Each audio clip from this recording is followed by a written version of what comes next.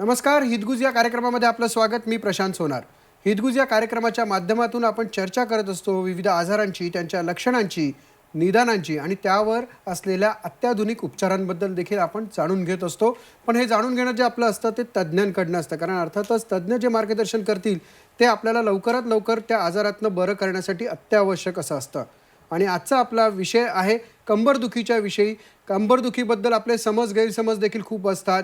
त्याचबरोबर आपण कंबरदुखीकडे बऱ्याच वेळा दुर्लक्ष देखील करतो, पण ते किती घातक असू शकतं या संदर्भात आज आपल्याला मार्गदर्शन करणार आहेत डॉक्टर विराज भंडारी, जे स्वतः मूळ आयुर्वेद तज्ज्ञ आहेत, जे MD आहेत त्या क्षेत्रातले.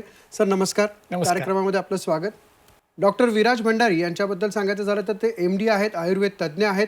त्याचबरोबर त्यांनी अनेक शास्त्रात देखील यश मिळवलं आहे, जसं की कायरोप्रॅक्टर असेल किंवा त्याचबरोबर ऑस्टिओपॅथिक मेथड ऑफ मॅन्युअल थेरपी असेल, स्पाईन ॲडजस्टमेंट, स्ट्रक्चरल इंटिग्रेशन, त्याचबरोबर मम थेरपी, विसरल मॅनिप्युलेशन, ऑर्गन बॅलन्सिंग, न्यूरोमेनिंगियाल मॅनिप्युलेशन.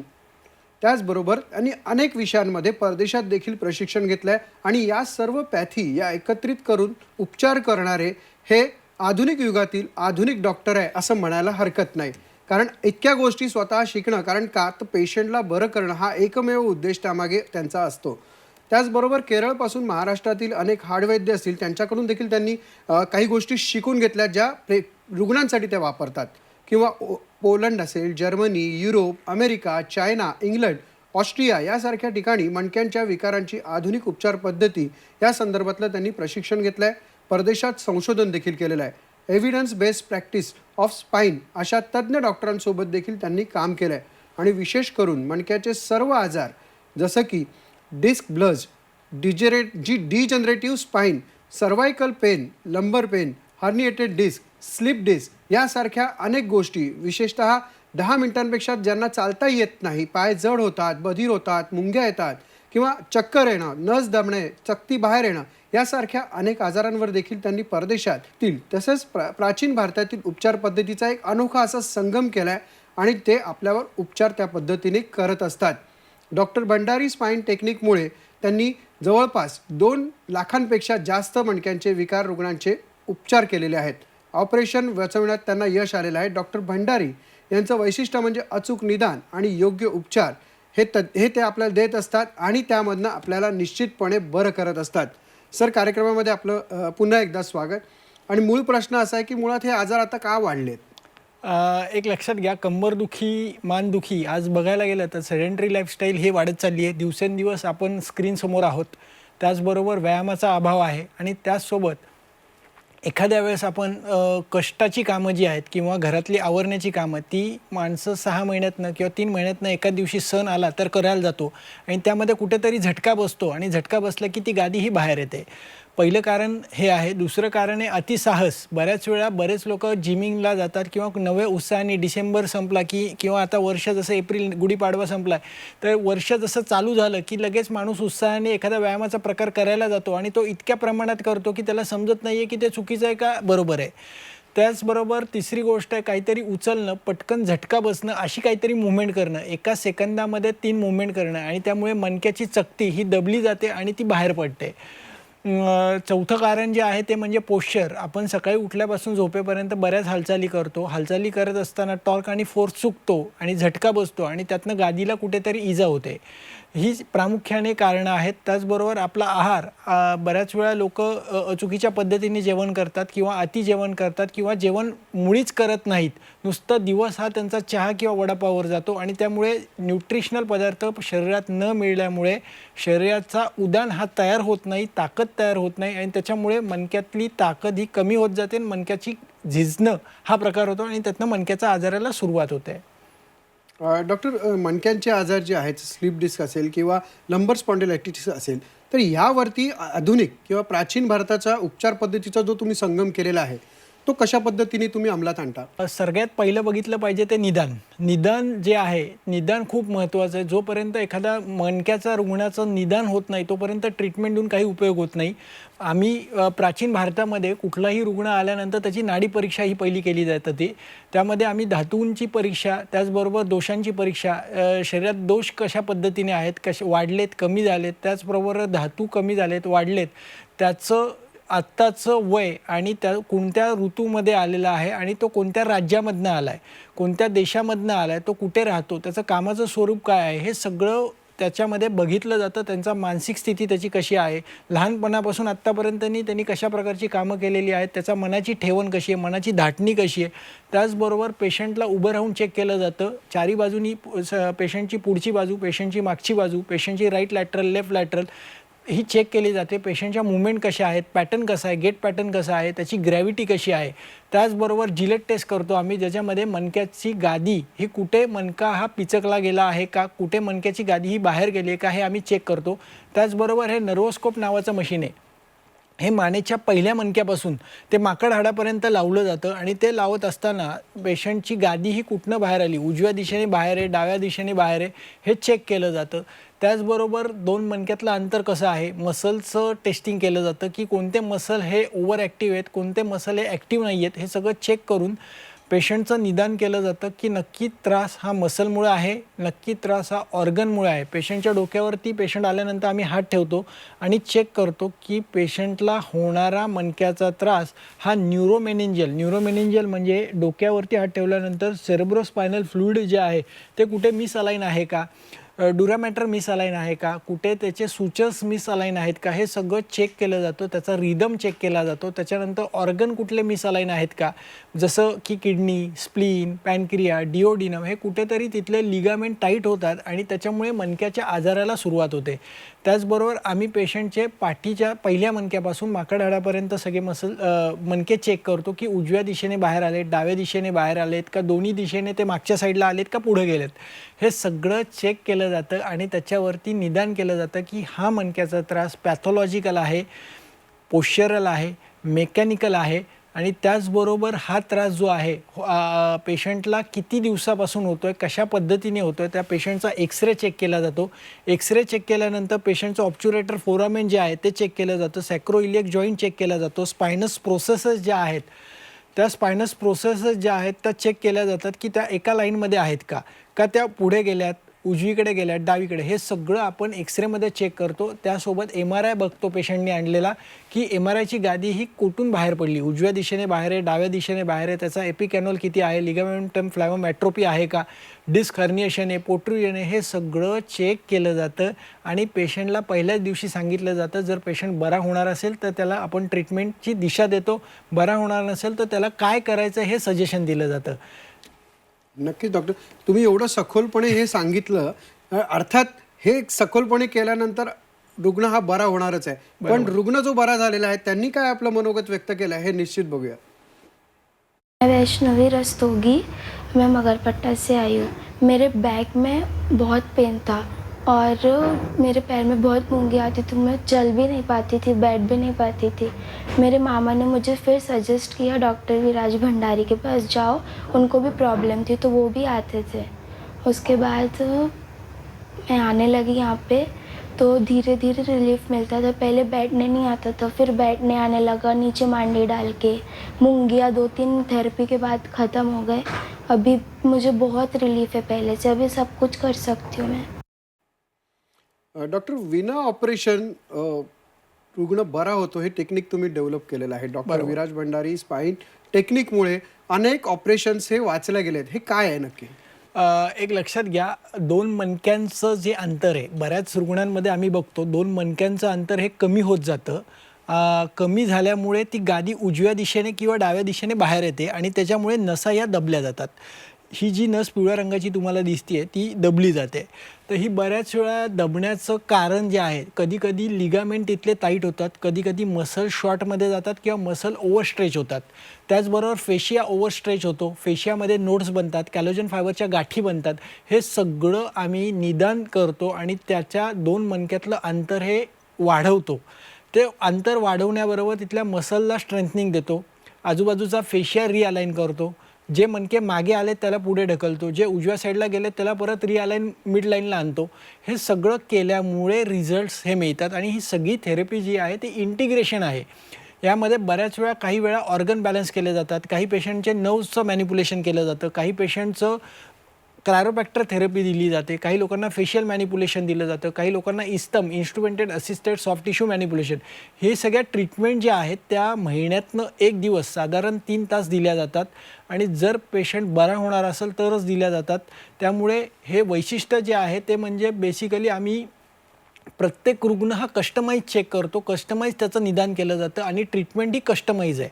त्याच्यामुळे महिन्यातनं एकदा पेशंट भारतातल्या प्रत्येक जिल्ह्यातनं प्रत्येक राज्यामधनं पेशंट दवाखान्यात येतात. 3 ते 3.5 तासाची थेरपी असते आणि त्याच दिवशी पेशंट घरी जातो. बऱ्याच वेळा काही व्हीलचेअरमधनं, काही पेशंट हे ॲम्ब्युलन्समधनं येतात, पण जाताना ते स्वतः चालत जातात.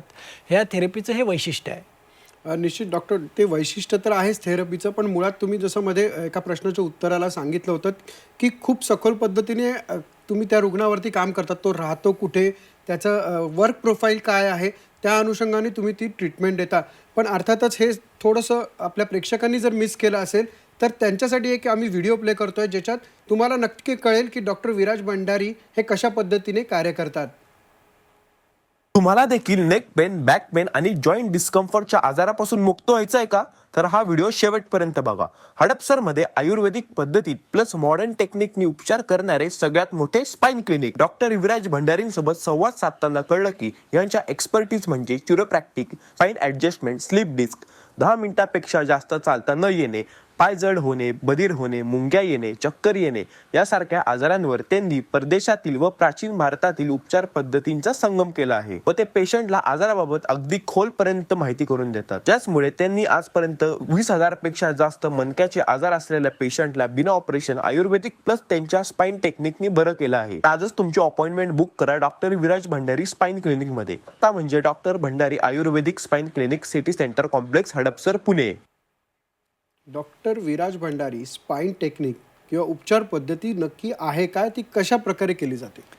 सर, खूप चांगला प्रश्न विचारला. कारण बऱ्याच प्रेक्षकांच्या मनात असतं की मला तर ऑपरेशन सांगितलं आहे डॉक्टरांनी. मी 3, 4, 5 डॉक्टरांकडे गेलो, सगळ्यांचं एकच म्हणणं आहे ऑपरेशन ऑपरेशन ऑपरेशन. पण हे ऑपरेशन नक्की टळता येतं जिथे रिट्रोलिस्थेसिस झालं आहे, जिथे डिस्क बाहेर आली आहे, जिथे नसा दबल्या गेलेल्या आहेत, जिथे 2 मिनिटापेक्षा चालता येत नाही आहे, पायाला मुंग्या येतात आहे, अशा प्रकारच्या पेशंटमध्ये ऑपरेशन हे नक्कीच वाचवता येतं. ऑपरेशन वाचवण्यासाठी पहिली ट्रीटमेंट जी आहे ती म्हणजे फेशियल मॅनिपुलेशन. फेशियल मॅनिपुलेशन म्हणजे त्याच्यामध्ये टोटल 10 प्रकारच्या ट्रीटमेंट पद्धती आहेत, 10 लेवल्स आहेत. महिन्यातनं एक दिवस पेशंटला ट्रीटमेंट दिली जाते आणि साधारण 7 महिन्यापासून ते 12 महिन्यापर्यंत ट्रीटमेंटचा कालावधी असतो. परत ट्रीटमेंट होऊ नये म्हणून अपुनर्भव चिकित्सा. अपुनर्भव म्हणजे परत एकदा ट्रीटमेंट पेशंटनी घेतली, पेशंटला परत मणक्याचा त्रास होऊ नये म्हणून अशा प्रकारची ट्रीटमेंटची रचना केली गेली आहे. ज्याच्यामध्ये फेशियल मॅनिपुलेशन नावाच्या पहिल्या ट्रीटमेंटमध्ये पहिलं सेशन जे आहे त्याच्यामध्ये ब्रेथ बॅलन्स केला जातो. सेकंड सेशन जे आहे त्याच्यामध्ये फूड बॅलन्स केला जातो, फूड बॅलन्स विथ द लंबर spine balance with the neck balance. Third सेशनमध्ये लॅटरल बॉडी बॅलन्स केली जाते. जे पहिलं 3 सेशन जे आहेत ते फाउंडेशन सेशन आहे. बऱ्याच वेळा काही पेशंटमध्ये पहिलं सेशन केल्यानंतर 80% वेदना ह्या कमी होतात. काही पेशंटमध्ये पहिलं सेशन केल्यानंतर 40% वेदना वाढतात आणि वेदना वाढणं हे नॉर्मल लक्षण आहे. कारण बऱ्याच वेळा गादी ही आत जायला जागा तयार होते, कारण ॲन्युलस फायबर ज्यावेळेस न्यूक्लियस पल्पसला चिकटतो अंतर वाढवल्यामुळे तिथे वेदना होतात, हे नॉर्मल लक्षण आहे. एक लक्षात घ्या, बऱ्याच लोकांना वाटतं की पहिली ट्रीटमेंट केली आणि वेदना वाढल्या म्हणजे माझा त्रास वाढला का, तर असं काही समजू नका. वेदना वाढणं हे नॉर्मल लक्षण आहे, कारण पहिल्या ग्रेडमध्ये पेशंटला वेदना असतात, सेकंड ग्रेडमध्ये पेशंटला सकाळी उठल्यानंतर कंबर अवघडते, तिसऱ्या ग्रेडेशनमध्ये पेशंटला मुंग्या येतात, चौथ्या ग्रेडेशनमध्ये बाधिर्य, संज्ञानाश, बाधिर्य म्हणजे नमनेस असतो पेशंटला, 5व्या सेशनमध्ये पायातली चप्पल निष्ठा लागते, 6व्या सेशनमध्ये लघवीचा कंट्रोल जातो, 7व्या सेशनमध्ये मोशनचा कंट्रोल जातो, 8व्या ग्रेडमध्ये पेशंटला पायातला जीव हा नष्ट होतो किंवा पायाचा पॅरालिसिस होतो. पण जसा पेशंट बरा होतो, प्रत्येक महिन्यामध्ये किंवा प्रत्येक ट्रीटमेंटनंतर पेशंटला बधीरपणा असेल तर पेशंटला मुंग्या चालू होतात, मुंग्या जातात, पेशंटचं दुखणं येतं, दुखणं कमी होतं, अवघडतो, त्यानंतर काही दिवस कंबरेत दुखणं राहतं आणि पेशंट पूर्णपणे बरा होतो. पेशंटचा आपण दर 3 महिन्यांनी एक्सरे रिपीट करतो, त्या एक्सरेमधले चेंजेस चेक केले जातात की पेशंटचा बिफोर एक्सरे आणि आफ्टर एक्सरेमध्ये काय बदल आहे. त्याचबरोबर 7व्या ते 8व्या महिन्यात MRI रिपीट केला जातो आणि चेक केलं जातं की एपिकॅनॉल डायमीटर किती चांगला झाला आहे. तर हे सगळ्या ट्रीटमेंटमध्ये प्रत्येक सेशनमध्ये फेशियल मॅनिप्युलेशनमध्ये muscle balance, fascia balance, realign the structure, realign the gravity, पेशंटचे खांदे आणि कंबर ही एका लाईनमध्ये आणली जाते. त्याचबरोबर पुढचं ट्रीटमेंट जी आहे ती म्हणजे क्रायरोबॅक्टर, ज्याच्यामध्ये बोन जे मिसअलाइन झाले त्याला रिअलाइन केलं जातं. तिसरं ट्रीटमेंट जी आहे त्यामध्ये इन्स्ट्रुमेंटेड असिस्टेड सॉफ्ट टिश्यू मॅनिप्युलेशन, अमेरिकेचे प्रोब्स आहेत, त्या प्रोबने जिथे जिथे गाठी झाल्या त्या गाठी नोड्स सोडवल्या जातात, लिम्फ नोड सोडवले जातात. त्याचबरोबर रोबोटिक डिकॉम्प्रेशन नावाच्या ट्रीटमेंट्स आहेत, ज्याच्यामध्ये ॲटोमॅटिक पेशंटच्या जी काही गादी बाहेर आली आहे ते ॲटोमॅटिक मशीन त्या गादीमधलं अंतर वाढवतं. हे खूप सुंदर ट्रीटमेंट आपण इंटिग्रेशन केलेले आहेत की पेशंट लवकरात लवकर बरा व्हावा आणि त्याचबरोबर पेशंटला परत हा त्रास होऊ नये. त्याचबरोबर योगा सेशन आपण देतो. योगा सेशनमध्ये पेशंटला Iyengar yoga, BS movement, Rolf movement असं एकत्रित सेशन दिलं जातं, जेणेकरून पेशंटची मसलची स्ट्रेंथ वाढते आणि परत हा त्रास होऊ नये म्हणून रसायन चिकित्सा आयुर्वेदाने जी सांगितली आहे ती चालू केली जाते. त्यामुळे त्याचबरोबर काही पेशंटला वाफारा सांगितला जातो, काही पेशंटला जळवा लावायला लावतो, काही पेशंटला आम्ही पिंडस्वेद घरच्या घरी घ्यायला सांगतो.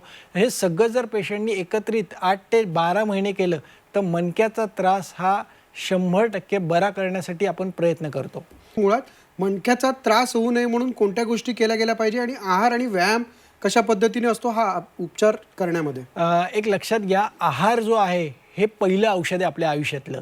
कारण एक लक्षात घ्या, आपण मनुष्य जन्माला आला की पहिलं आईचं दूध पितो, त्यानंतर थोडा मोठा झाला की एक सेमी सॉलिड सेमी लिक्विड मुगाची खिचडीपासून आपण चालू करतो. जसं जसं मोठं होत जातो आपण तसं तसं आहार हा वेगवेगळ्या पद्धतीने वेगवेगळ्या राज्यातला, वेगवेगळ्या देशातला, वेगवेगळ्या गावामधला आहार हा वेगळा वेगळा आहे. बघा, तुम्ही गाव बदललं की मसाला बदलतो, त्याची टेस्ट बदलते. काही लोक तिखट खातात जास्त प्रमाणात, काही लोकांचा आहार हा फक्त नॉनव्हेज आहे, काही लोकांचा आहार हा फक्त व्हेज आहे.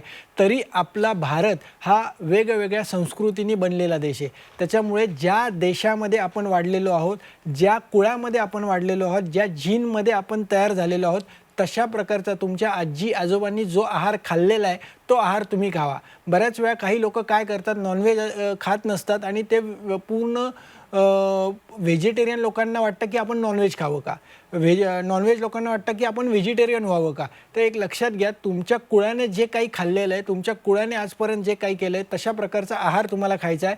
पण तो 2 बैठकीत खायचा आहे. सकाळचं जेवण 9-9:30 वाजता, संध्याकाळचं जेवण 6:30-7 वाजता करा. त्याचबरोबर षडरसात्मक आहार, ज्या ऋतूमध्ये जे पिकतं, ज्या गावात जे पिकतं, ज्या गावात ज्या प्रकारचा भाजीपाला तयार होतो ते अन्न हे आपल्यासाठी औषध आहे. नक्कीच. म्हणजे ह्या सगळ्या गोष्टी जर फॉलो केल्या तर ह्या आजारांचं आपल्याला दिसणारच नाहीत आणि त्यामुळे उपचार करायचा काही संबंध येणार नाही आणि उपचार करायची वेळ आली तर doctor Viraj Bhandari spine technique आपल्याला यामध्ये निश्चित उपयोगी ठरू शकतं. डॉक्टर, पण तुम्ही जे काही सगळं सांगितलं त्यावरती अजून एका रुग्णाची प्रतिक्रिया आपण पाहायची आहे. मला सर्व्हायकल आणि स्पॉन्डिलायटिस या दोन्ही गोष्टींचा आणि लंबर ह्या सगळ्या गोष्टींचा भयंकर त्रास होत होता. ॲक्च्युली हा त्रास मला मागच्या 12 वर्षापासून होता. फर्स्ट सेटिंग झाली त्या दिवशी खूप भयानक दुखलं. टेंटेटिव्हली हे दुखणं 4th सेटिंगपर्यंत चालू होतं. तर एक वेळ असं पण वाटलं होतं की आता बास दुखतंय तर काय करायचं काय नाही. बट तरी पण म्हटलं नाही, आपण लाईन ऑफ ट्रीटमेंट चालू केली आहे, 7 सेटिंगची सांगितली तर ती आपण घेऊया. त्यांच्या ज्या वेगवेगळ्या थेरपीज आहेत, फेशियल थेरपी म्हणा किंवा बाकीच्या ते स्पाइन अलाइनमेंट, ते इतकं छान वाटतं ते दरवेळेस घरी गेल्यावर की मी नॉर्मल रुटीननी कामं करायला सुरू केलं. आज माझी 7th ट्रीटमेंट आहे. यामध्ये सुद्धा मला वेगवेगळे प्रॉब्लेम झाले होते. PCODचं थोडं अचानक ब्लिडिंग चालू झालं होतं. सरांना मी जेव्हाही फोन केला, माझे जेव्हाही कुठले छोटे मोठे दुखणे सांगितले, मला हे आवर्जून सांगायचे की त्यांनी मला कधीही असं की आम्हाला माहिती नाही काय नाही, ते तुमचं प्रॉब्लेम आहे बघा, असं नाही. म्हणजे माझी फिजिकलपासून तर मेंटल स्टेटसुद्धा त्यांनी खूपरित्या मला एक इमोशनल टच जो म्हणतो तो सगळा एकदम छानरित्या दिला. आणि आज 7th सेटिंगला मला हे अगदी हसत सांगावंसं वाटतं की मी जो त्रास तेव्हा सहन केला होता तो एकदम गायब झालेला आहे. It's just like a magic. तर मी हे सगळ्यांना सजेस्ट करेल की तुम्ही कुठलंही ऑपरेशन असो किंवा कुठलीही स्पाइन ट्रीटमेंट घ्यायची, कुठे जायच्या आधी सरांच्या क्लिनिकला एकदा नक्की व्हिजिट करून जा. नक्कीच डॉक्टर, आपण बघितलं की रुग्णांनी देखील तुमच्याबद्दल एक वेगळ्या पद्धतीने सांगितलेलं आहे, जेणेकरून कळतं की तुम्ही त्यावर खूप अभ्यास केलेला आहे आणि रुग्णांना बरं केलेलं आहे.